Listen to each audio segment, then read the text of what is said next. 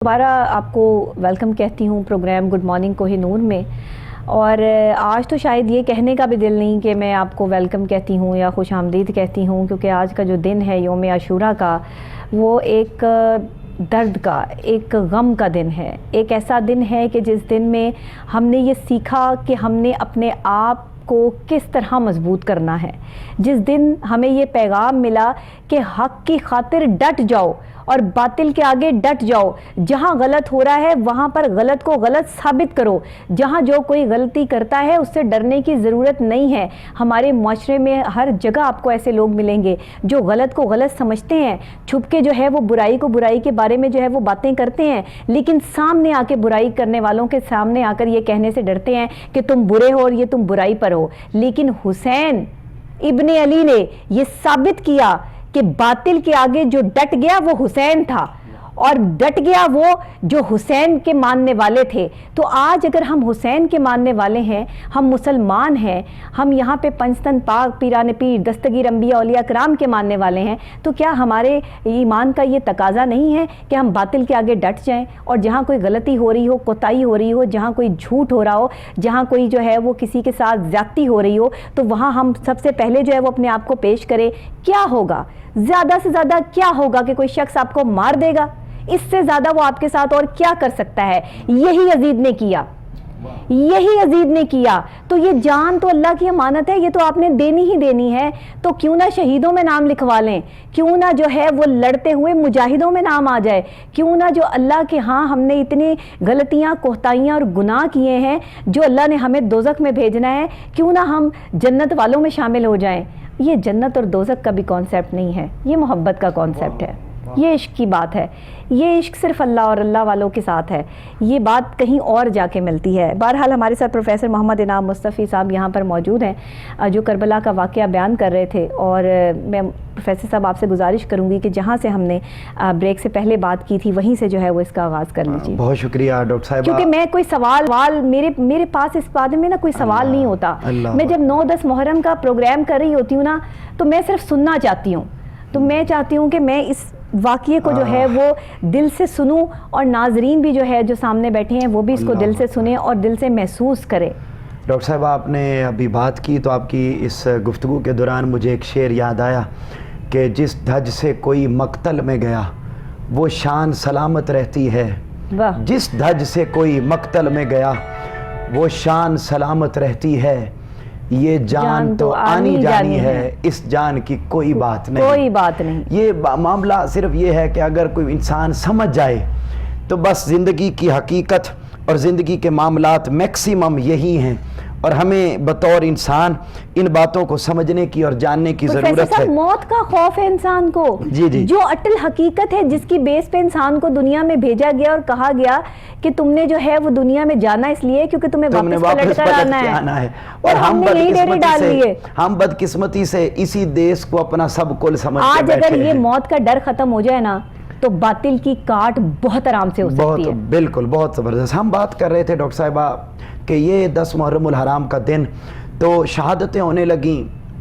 हमने गाजी अब्बास अलमदार का तज़किरा किया, एक ऐसी शहादत जो नौजवानों के लिए पैगाम है, और वो शहादत शहज़ादा अली अकबर की शहादत है। और ये वो नौजवान है 17 साला कि जो ताजदार कायनात सल्लल्लाहु अलैहि वसल्लम की शबी थे। यानी अगर सहाबा कराम, चूँकि आका अलैहिस्सलाम के विसाल के बाद सहाबा कराम तो हमा वक्त मुश्ताक रहते थे कि आका अलैहिस्सलाम कहीं नज़र आ जाएं, मगर कुर्बान जाऊं कि ताजदार कायनात सल्लल्लाहु अलैहि वसल्लम के विसाल के बाद अगर किसी ने आका अलैहिस्सलाम को देखना होता, अब आका अलैहिस्सलाम ज़ाहिरन तो मौजूद नहीं थे, मगर वो जाकर शहजादा अली अकबर को देख लेते, उन्हें आका अलैहिस्सलाम का दीदार हो जाता। यानी इस कदर खूबसूरत, इस कदर नए नक्श सारे आका अलैहिस्सलाम से मिलते थे।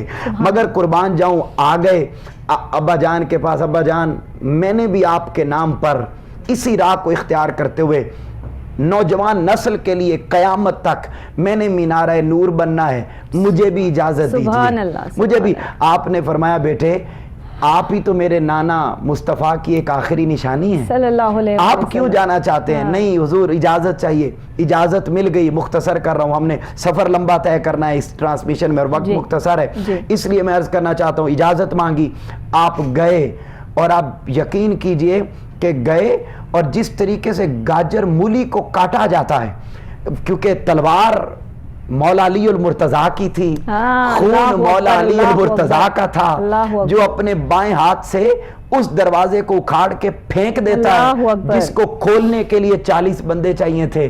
اس علی شیر خدا کا خون جب وہاں پر پہنچا تو آپ اندازہ کیجئے کہ آپ نے سینکڑوں یزیدیوں کو واصل جہنم کیا، اور تھوڑی دیر کے بعد بابا کے پاس واپس آ گئے. اور جملہ آپ ایمان تازہ ہوگا آپ کا ناظرین اور ڈاکٹر صاحب آپ کا، آپ نے جو جملہ ارشاد فرمایا، آپ نے ارشاد فرمایا، ابا جان اگر ایک گھونٹ قطرہ پانی مجھے مل جائے، ایک گھونٹ اگر مجھے پانی مل جائے تو آج ان یزیدیوں میں سے کوئی بچ کے میرے ہاتھ سے نہ جائے. مگر پانی موجود نہیں تھا. حضرت مولا حسین علیہ السلام نے پاس بلایا اور فرمایا آج میں وہ سنت ادا کرتا ہوں جو سنت میرے نانا میرے ساتھ ادا کیا کرتے تھے. میں نے اپنے نانا کی زبان چوسی ہے. علی اکبر بیٹے، میں آج تمہیں اپنی زبان چوساتا ہوں. اس خشک زبان کو چوس لو، جو تسکین تمہیں ہو جائے اس سے سیراب ہو جاؤ اور واصل جہنم کر دو.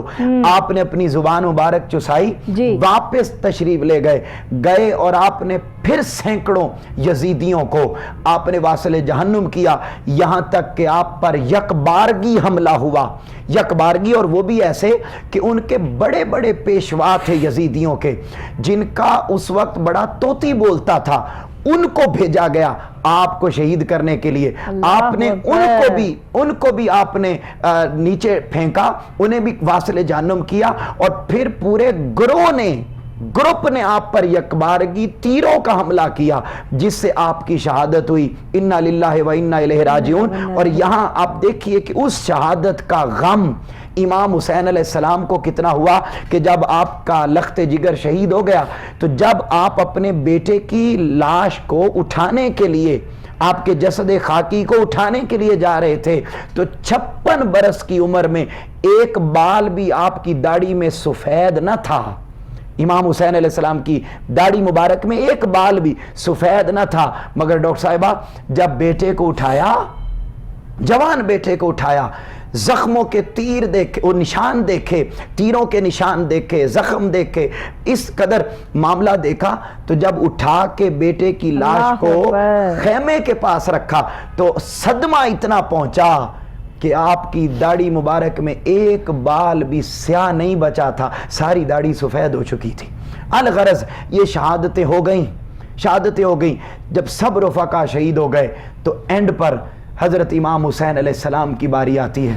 آپ پورے خیموں میں جاتے ہیں، جا کر آپ ہر ایک کو پیار کرتے ہیں، وصیت کرتے ہیں، اور بالخصوص سیدہ زینب سلام اللہ علیہا کو حوصلہ دیتے ہیں اور وصیت کرتے ہیں کہ آپ نے باقی سب خواتین کو اور امام زین العابدین کو جو بیمار تھے انہیں نشانی کے طور پہ پیچھے رکھا.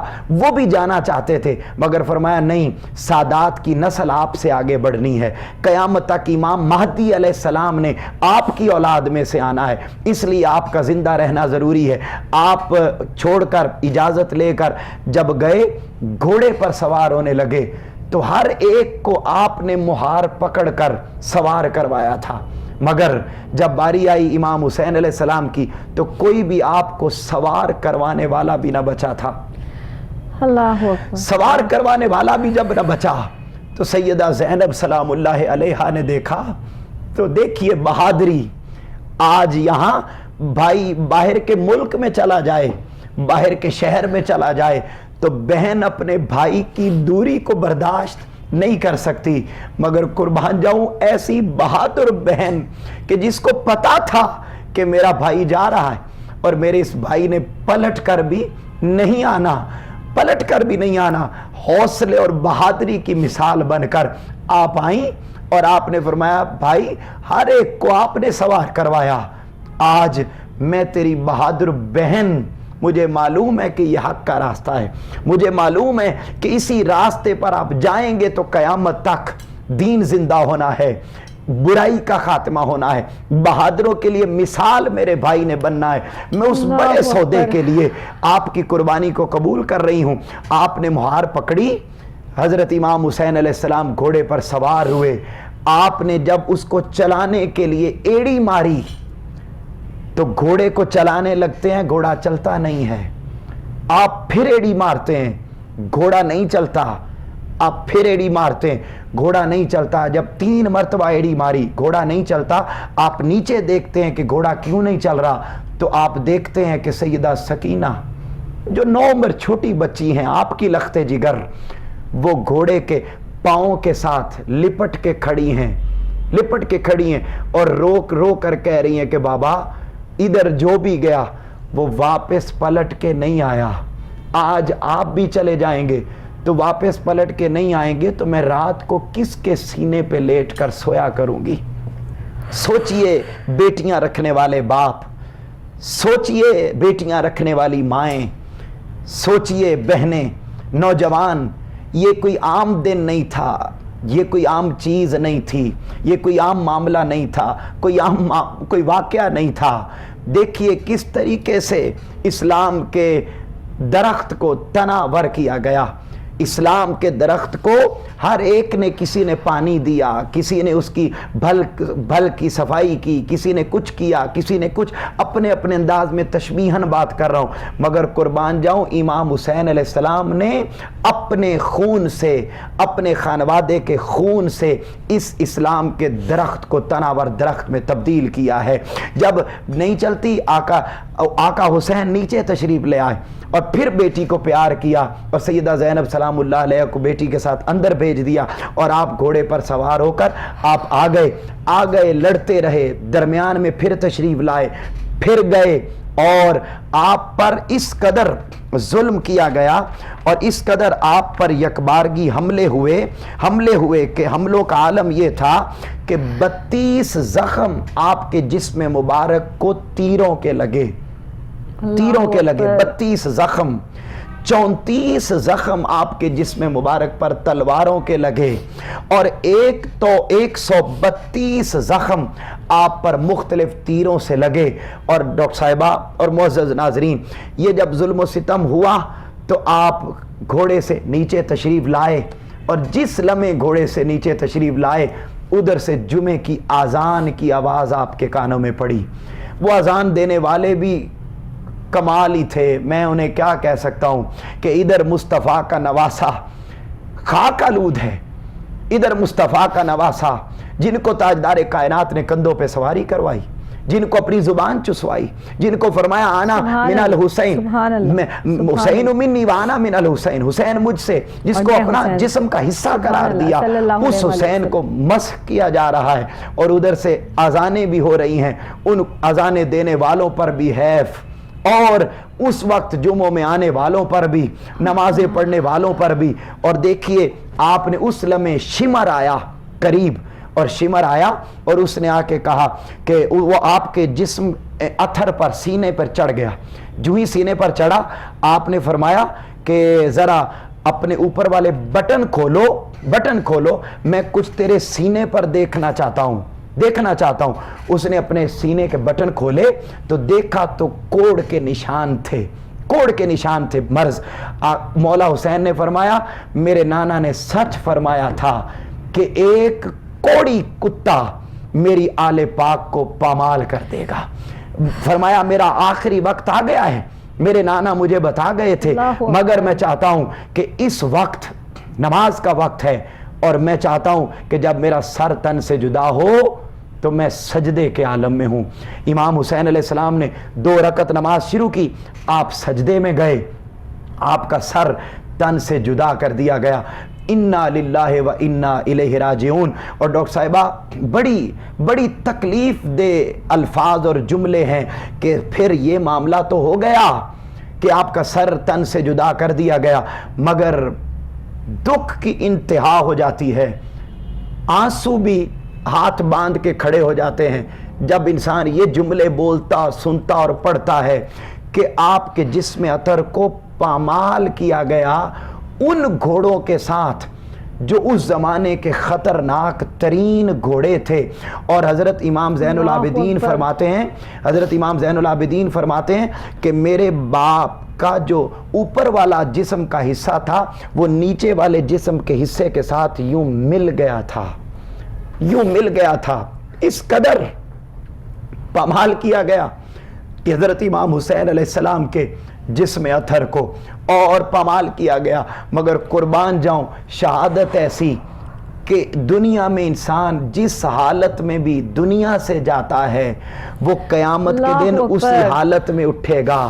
قربان جاؤں حسین تیری عظمت پر، قربان جاؤں حسین تیری شان پر کہ ہر کوئی کسی انداز میں قیامت کے دن اٹھے گا.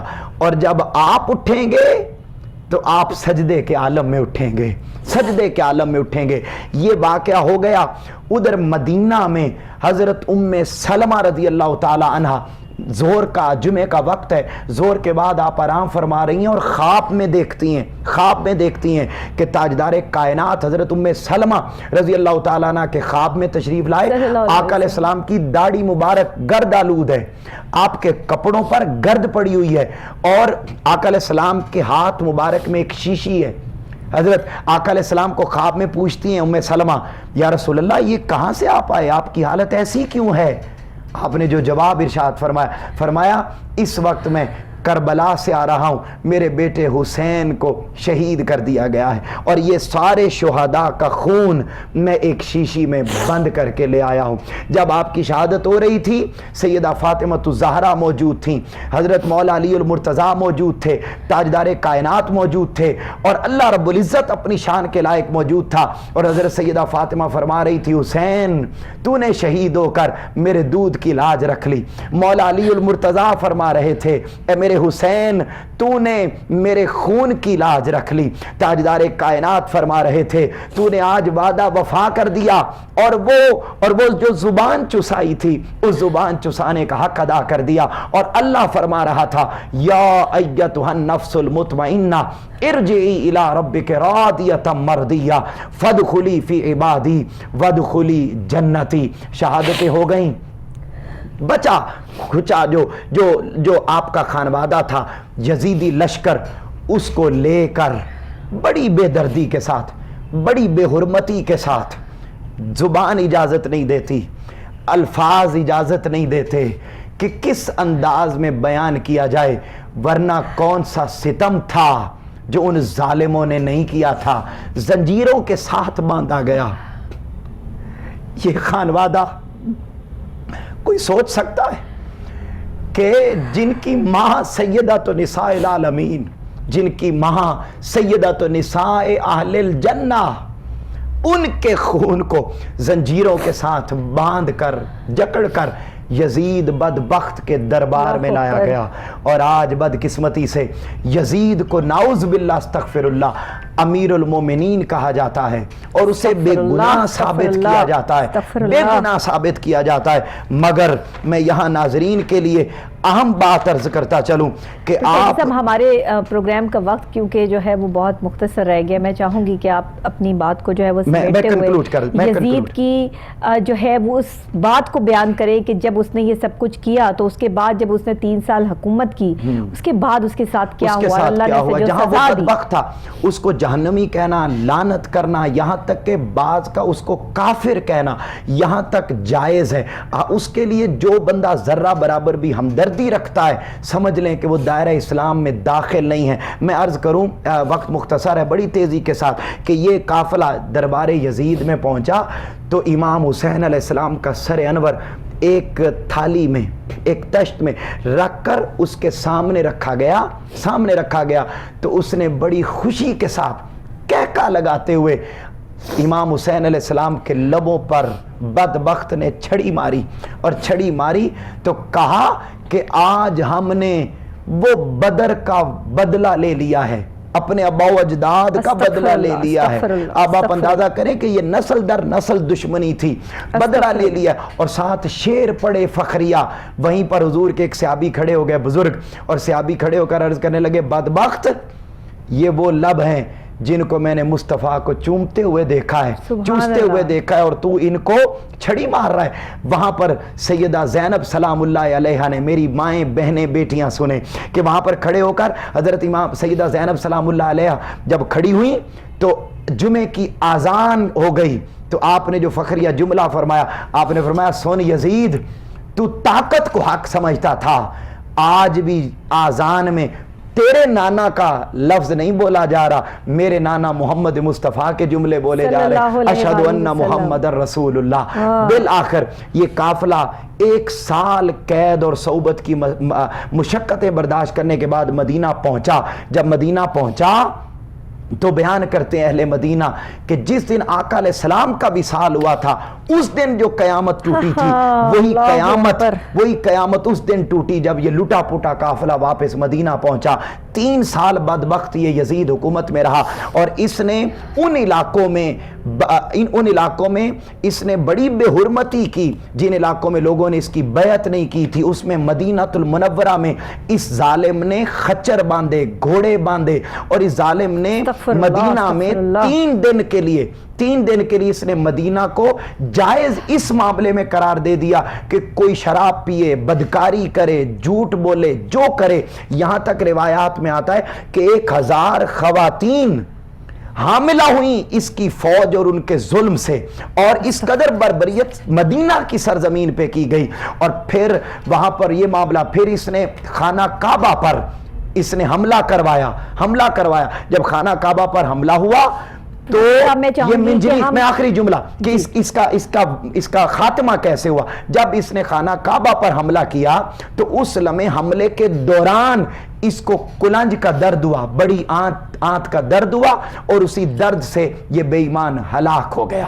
اور پھر بعد میں آئے, پھر لوگوں نے بدلے بھی لیے, پھر بہت کچھ ہوا. ایون ابن زیاد جب مرا تو اس کا حال یہ تھا کہ اس کے منہ پر سانپ آتا, داخل ہوتا, ناک کے راستے باہر نکلتا. بے شمار واقعات ہوئے, وقت مختصر تھا, ورنہ اتنی تفصیل ہے کہ ان ظالموں نے آقا علیہ السلام کے خانوادے کے ساتھ جس طرح ظلم کیا اس کی نظیر نہیں ملتی. مگر ایک جملہ عرض کر دوں کہ وہ قربانی تو ہو گئی, انہوں نے بڑے لیول پر